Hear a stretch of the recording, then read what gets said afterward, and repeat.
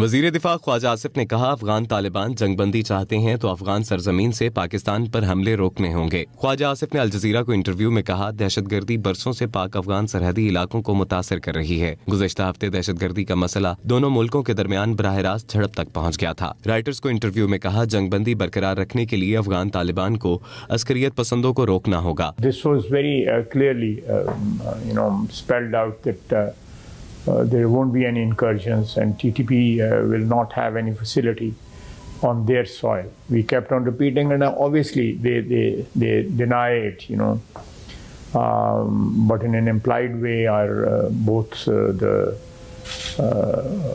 countries, Turkey and Doha, Qatar, they pressed upon them that this is the main bone of contention, that your territory or your patronage or your support is there for TTP to operate in Pakistan.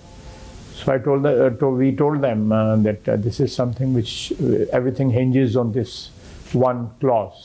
There is no timeline to it. We just extended it.